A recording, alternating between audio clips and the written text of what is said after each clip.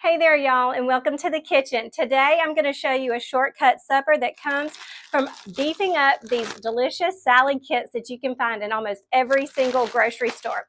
And the greatest news about this is it can use the ingredients you prepped over the weekend or your taco night leftovers, as well as be a delicious option for a lunchbox idea once we get back to school. So first things first, we're going to talk about the ingredients that we're using that are shortcut and what I prepped ahead. So the shortcut kits I have are Chipotle Ranch salad kits. These particular kits come from Aldi, but you can find them anywhere, and you can honestly get whatever flavor you like. They have avocado ranch, they have Chipotle Ranch Southwest, whatever you've had before and you like, or whatever you want to try that's on sale in your refrigerator section. That's where you find these. They usually have a mix of salad toppings in with the salad base, as well as a dressing in here. I like to add to the salad base as well as doctor up the dressing. So that's what we're going to do today. I also have some pre-shredded taco style cheese, and the reason I have this is there is cheese in the kit, but it's just not enough for me and our family. So I'm going to add some other things to the salad, like I said, to beef it up as well. I've got some green onions and cilantro, as well as some whole kernel corn that I have drained. You could also get that in the freezer section. And then I have some salsa verde or tomatillo salsa. This is a mild version for our particular family, but you can get this as spicy as you would like. And then my prepped ahead ingredient is I've got a good amount of some taco meat that I've got ready. Ours is ground turkey today. I do ground beef a lot of times, but this is at least a pound. You can do this to up to 2 pounds, but this is a pound for us. A pound and a half is what we need of taco meat. Really, you can make this as meaty or as veggie forward as you like. The great thing about this is either way, your kids are going to get a lot of veggies, and it feels like taco night remixed. So you may not get quite as many complaints. Another tip is serve this alongside some tortilla chips, and they will be excited. Today, I'm going to show you how to take this really nice salad and turn it into a wrap that you can do for dinner, or that would make a great transition right into the lunchbox the next day. So let's get started. So first things first, I'm going to need a bowl for my salad to get mixed together, and I'm also going to need a bowl for my dressing to get doctored up. So first thing I'm going to do is get my bowl for my salad so we can get my veggies all mixed together, and then we will marry the two. So I've got these salad kits. For me, I have 2 salad kits right here. You can sometimes find one really large kit, but for the flavors that I wanted, I needed 2 of these little kits. Like I said, this is Chipotle Ranch. So we're just going to take our ranch and we're going to doctor it up. I'm going to add some yummy herbs to it, a little bit of this tomatillo salsa, as well as a little bit of lime juice. We have planted a lemon and a lime tree in our yard, and our limes are ready. So I'm starting to pick a couple of limes here and there every week.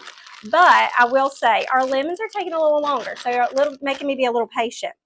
They're taking so long, I was confused for a little while there. They stayed green and stayed green and stayed green, and I'm thinking, do we have 2 lime trees? But no, they're clearly different sizes, so we know we planted them right. We're just having to be patient for our lemons to change colors. So this is the base of my salad. This has cabbage, it has red cabbage, some carrots in it, some lettuce. That's what I'm starting with. In addition to that, I'm going to add in my whole kernel corn. And this is completely drained. If you use the frozen kind, you don't have to do the full cook on it like on the back.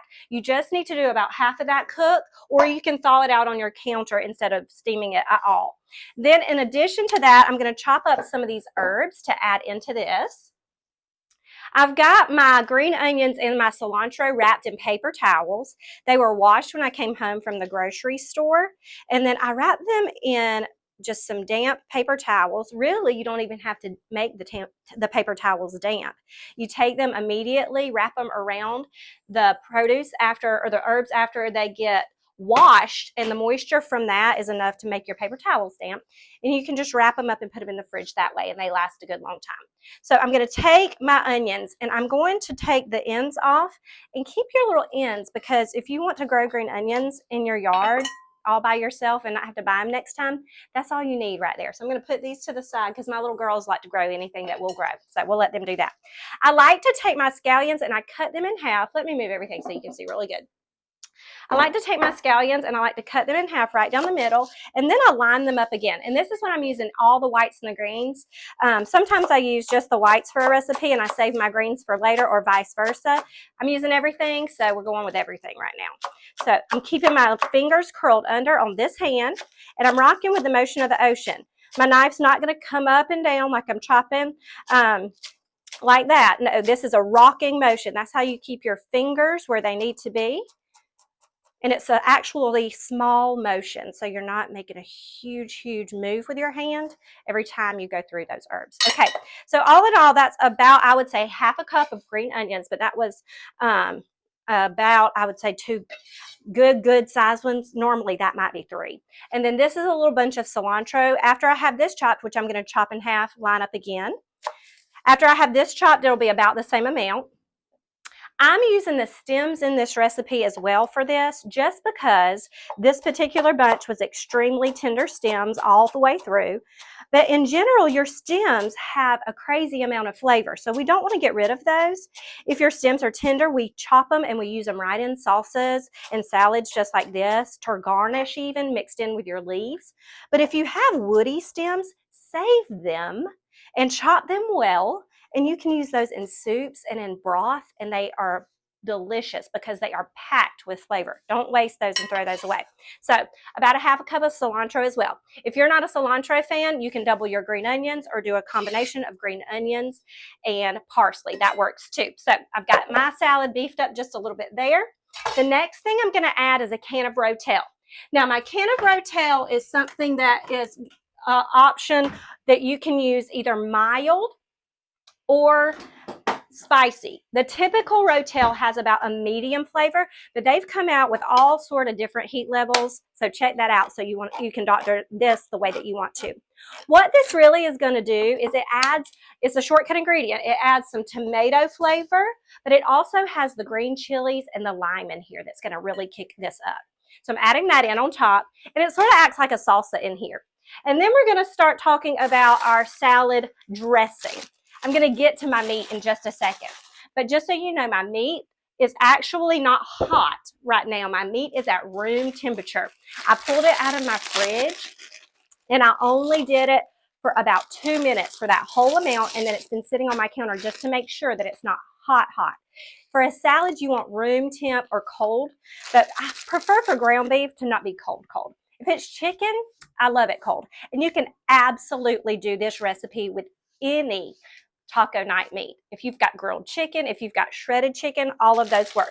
So what I'm doing is I'm unassembling this kit's toppings and salad dressing package. Like I said, it's got some cheese, not nearly enough for us, and then it's got some tortilla chips, but we're going to do both of those toppings, or both of these packets as toppings. We're not mixing that in. They'll get really soggy, and we don't want that. And then we've got these 2 dressings. We're going to use that as a base, and then we're going to doctor it. If you're like our family, we're the kind of people that you give us salad dressing and we're automatically like, can we have 2?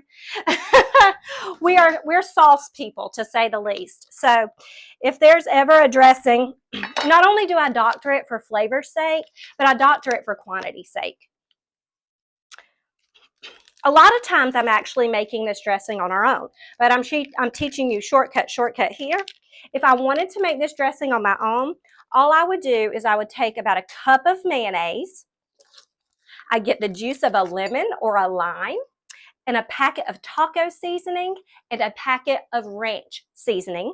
And then I would cut that like I'm making regular ranch dressing with some milk. That way you are totally getting a little help from the grocery store, but making your own dressing, because your seasonings are still a shortcut. And then after that, if you want to make it even fresher, you can add some scallions or some cilantro or both, and you've got a really yummy homemade dressing. Okay, so this is our base. I'm going to wipe my hands off a little bit. And then into my base, I've got the juice of half of a lime. I'm going to use, like I said, I've got my lime tree outside, so we're going to just squeeze half a lime in here. If you want to use this shortcut, we all know you can buy that bottled lime juice or lemon juice at the grocery store, but honest to goodness, this is going to give you about twice the amount of flavor if you buy it fresh. And anytime you put something fresh into a bottled or pre-mixed dressing like this, you're going to actually make a big difference, and it's going to lend a lot more homemade flavor. Now, I'm going to get one more green onion, and I'm going to get about another 3 or 4 sprigs of cilantro. We don't need a ton of cilantro in this, but we do want to give a little bit of fresh flavor and a nod to marry what's in the salad to what's in the dressing. So we're going to take our cilantro, chop it down. This will only end up being about 2 tablespoons of cilantro. And for my green onion here, and I flip-flop between green onion and scallion. They're really the same thing. A lot of times you'll find a variety of green onion is a little bit bigger than what you find as a scallion. And then chive is an extremely small version, just so you know. But all said and done, we'll have about 2 tablespoons of each of these, and I'll end up just using the greens in this dressing. My whites, however, we're not going to throw those away. How would I ever? No, those are going to be ready to use next time I do any kind of Asian dish. They can even be sliced to go on top of like a tomato sandwich or something. Super delicious. And I'm getting these pretty thin for the dressing portion. I didn't really care so much about the fine chopping for the salad, but for the dressing, I really want this to marry into the whole thing. So about 2 tablespoons each of my herbs. And then we're going to talk about this salsa verde. This is a mild version, like I said, and this is just like a green tomatillo salsa. Not only do I use this all the time in dressings and as a topping, but this is a main ingredient when I do chicken tacos. I love to do chicken tacos in my crock pot, and all I put in there is taco seasoning, salsa verde, an onion chopped up, and green salsa. That makes a delicious base. A little bit of water, salt, and you are ready to go. I'm going to put 2 tablespoons of this green salsa into my dressing, and then we're going to give it a little stir. Now, this dressing will cover this whole salad. Whenever I'm making a salad that I'm going to serve the entirety of as our meal, I'll dress that and I'll serve that. But if you're going to serve a salad that people are going to eat as they come, you may want to put the dressing on the side. If you're taking this somewhere, it's really good to know whether they're going to eat it immediately or eat it later. That's really important. But if you're going to eat it right then, you can put the dressing in the base of the bowl, put all of the veggies like this, whatever is in this bowl, right on top, toss it together right at time to eat it.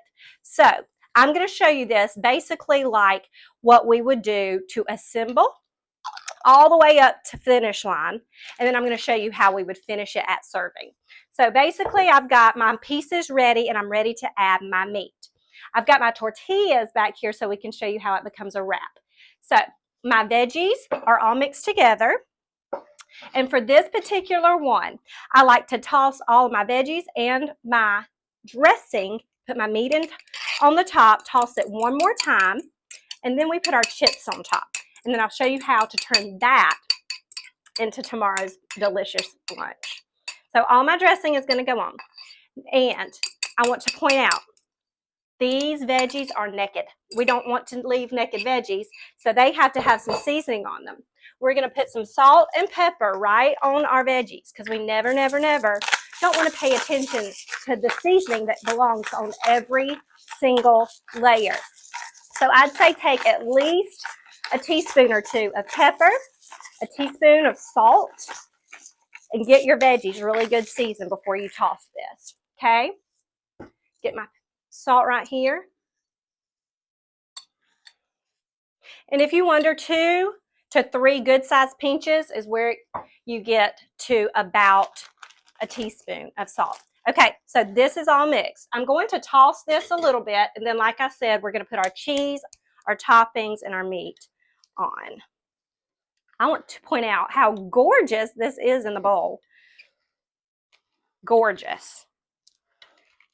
And I also want to point out something else about using shortcut ingredients. A lot of people feel like these shortcut ingredients are a little bit pricey sometimes, and I get that. Because anytime you're taking a help from the grocery store, they've done some work for you and you're going to pay for it. But if you pay attention to everything that they have in that shortcut ingredient and you bought it individually, you probably will realize you haven't paid that much extra. So in the case of these salad mixes, if I bought all these things individually, yes, I would have some things left over. but I would have had to buy 4 or 5 bags of things that I don't need full bags of. So here we are actually being wise because we may have wasted all that extra. So, and these things do go on sale quite frequently. I want you to notice that as well. Now for our meat. And in our family, that's the piece de resistance with most of us. Okay, so my taco meat, I'm going to put in about half of this because like I said, we are going to show you how to do this for lunch the next day. If I was doing this quantity and I was feeding my whole family, I put half in, mix it, put a little bit more meat on top because those guys want the meat. So that's what I'm going to show you how to do. And then I'll just take from that topping and we'll show you the ending in a wrap form. So we're going to go on with our chips. And the reason I did the chips on top and not stirring them in at the beginning is just because we definitely want these to remain crunchy until we're eating it. My cheese, and you can see here I'm planning to add to this cheese. I'm going to have some help. Maybe my knife will help me. Since y'all are watching, I won't use my teeth. I'll do this. Do this, and then we're going to probably add another half a cup of cheese to this situation. This is how my family likes it. You do it the way your family does. Okay, back here you go. And even if you wanted to make the dressing like I explained to you, I would from scratch, that taco style ranch, you can serve that on the side because it's always good to have a condiment on the side for people to add, but it's also good to send a condiment with your wrap the next day when people take it to lunch. So another, I'd say half a cup. Remember, this is a dinner here. This is the full package. We're doing the whole meal. And then we're going to take most of our taco meat. Okay. And like I said, I'm going to save some of this for the top like my family would when they do their wraps. And I'm putting it in. Now, you can serve this as the meal with some chips to dip into it, or you can do like I'm about to show you. But we're going to taste this before anything else. And then I'll show it to you really close because I can. So it's amazing.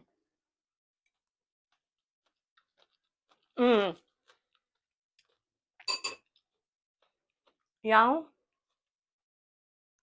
doctoring that dressing, you'd never know it came from a bottle or a package. It makes all the difference in the world. So come look at how beautiful this is.